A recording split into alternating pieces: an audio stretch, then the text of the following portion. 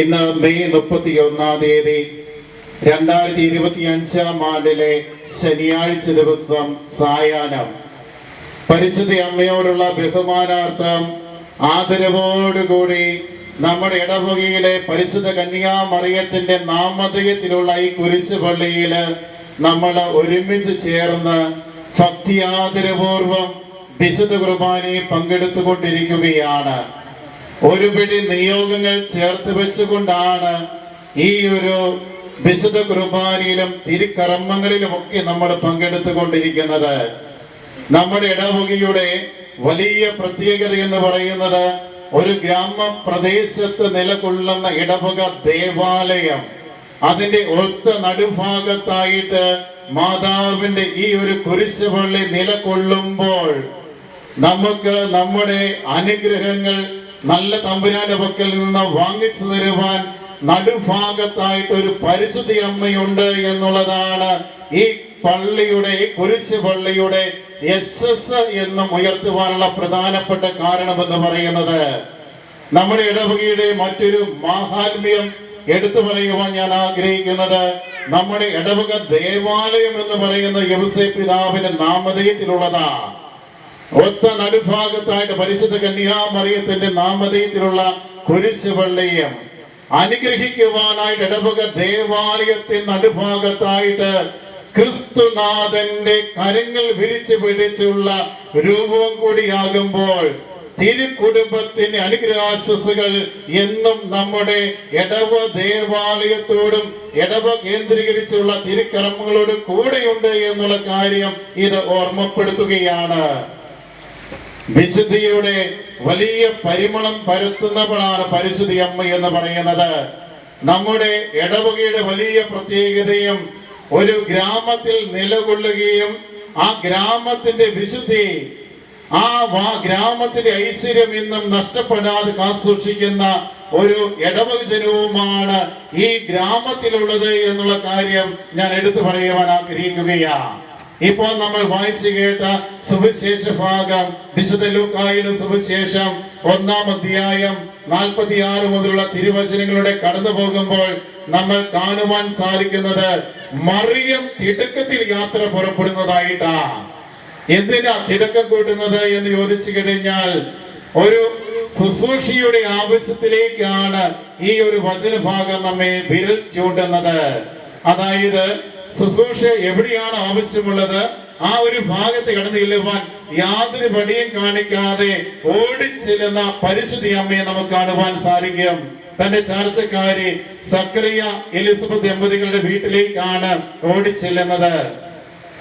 നാടൻ ഭാഷയിൽ പറഞ്ഞു കഴിഞ്ഞാൽ എലിസബത്തിന് വിശേഷമുണ്ട് എന്ന് അറിഞ്ഞത് കൊണ്ട് അവൾക്ക് സൂക്ഷി ആവശ്യമാണ് എന്ന് മനസ്സിലാക്കി ഒരു പരിചരണക്കാരി എന്നുള്ള നിലയിലാണ് പരിശുദ്ധി അമ്മ ഓടിച്ചെല്ലുന്നത്. ഒരു സൂക്ഷ മനോഭാവം പരിശുദ്ധി അമ്മ നമ്മുടെ മുമ്പിൽ വെല്ലുവിളി പോലെ വെക്കുകയാണ് ചെയ്യുന്നത്. നമ്മുടെയൊക്കെ വീടുകളിലും പ്രായമായവരുണ്ട്. ഞാൻ ഇടവക സന്ദർശിക്കുന്ന അവസരത്തിൽ ധാരാളം പ്രായമായവരെ സൂക്ഷിക്കുന്ന നല്ല ചേട്ടന്മാരെയും നല്ല അമ്മമാരെയും കാണുവാൻ സാധിച്ചിട്ടുണ്ട്. ശുശ്രൂഷയുടെ നല്ല മനോഭാവം. പലപ്പോഴും നമ്മൾ രോഗികളെ സന്ദർശിക്കുന്ന അവസരത്തിൽ ആ വീട്ടിൽ ഈ ഒരു രോഗികളെ പരിചരിക്കുന്ന ഒരു പറ്റം ആളുകളെ മറന്നു പോകുന്നുണ്ട് എന്നുള്ള കാര്യം കൂടി എടുത്തു പറയാൻ ആഗ്രഹിക്കുകയാണ്. ഒരു ഭവനത്തിൽ മരണം നടന്നു കഴിഞ്ഞാൽ നമ്മൾ മരിച്ച വ്യക്തിയോടുള്ള ആദരവും കുടുംബാംഗങ്ങളോട് ആദരവും ബഹുമാനവും അടുപ്പവും സ്നേഹവും മൂലമൊക്കെ ആ ഒരു മൃതസംസ്കാരത്തിൽ നമ്മെ ആ വീട്ടിലേക്ക് അടുപ്പിക്കുക സ്വാഭാവികമാണ്. വർഷങ്ങളോളം, ആഴ്ചകളോളം, മാസങ്ങളോളം സൂക്ഷിച്ച ഈ ഒരു വീട്ടമ്മയെ പലപ്പോഴും പലരും മറന്നു പോകുന്നു എന്നുള്ളതാ. ഇതാണ് ഈ ഒരു ശുശ്രൂഷയുടെ മനോഭാവം എടുത്തു കാണിക്കുവാൻ വേണ്ടിയിട്ടാണ് മാതാവ് ഇന്നത്തെ സുവിശേഷത്തിലൂടെ അവതരിക്കുന്നത്. പ്രിയമുള്ളവരെ, അതിനൊരു മഹത്വമുണ്ട് എന്നുള്ള കാര്യം എടുത്തു കാണിച്ചു തരികയാണ് ചെയ്യുന്നത്. അതുകൊണ്ട് തിടുക്കത്തിൽ യാത്ര ചെയ്യുന്ന പരിശുദ്ധി അമ്മയെ നമുക്ക് കാണുവാൻ സാധിക്കുന്നത്. സക്കറിയ എലിസബത്ത് ഗ്രാമപ്രദേശങ്ങളിൽ താമസിക്കുന്ന വ്യക്തിയാ. അത് മലപ്രദേശത്താണ്, കടന്നു ചെല്ലാൻ ബുദ്ധിമുട്ടുള്ള സ്ഥലമാണ്.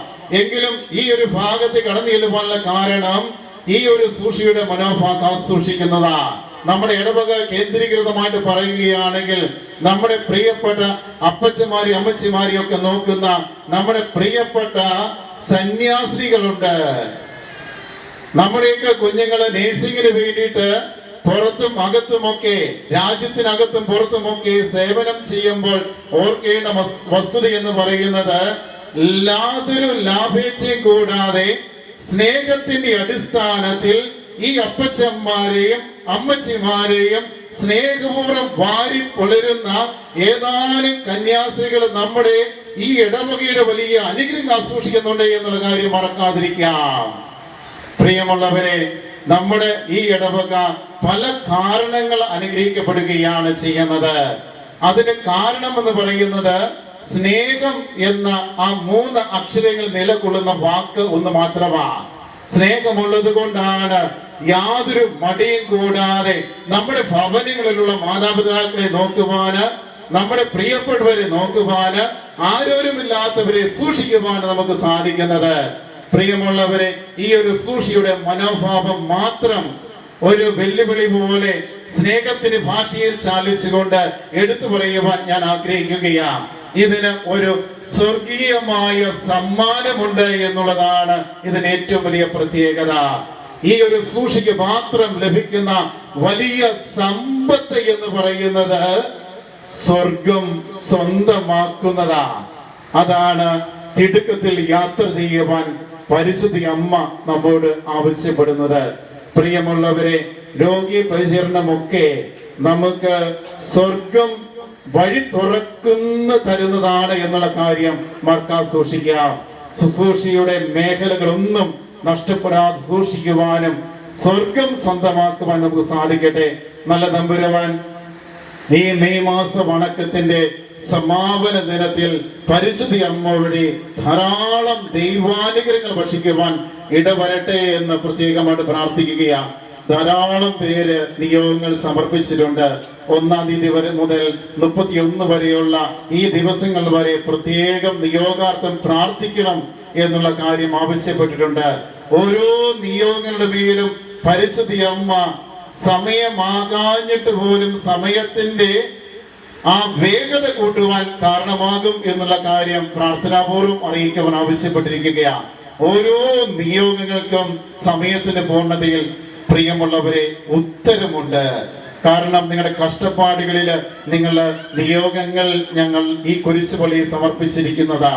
ഓരോ നിയോഗങ്ങൾക്കും പ്രത്യേകം സമയത്തിന്റെ പൂർണ്ണതയിൽ തമ്പുരാന്റെ പക്കൽ നിന്ന് അനുഗ്രഹം പരിശുദ്ധ അമ്മ വാങ്ങിച്ചു തരും.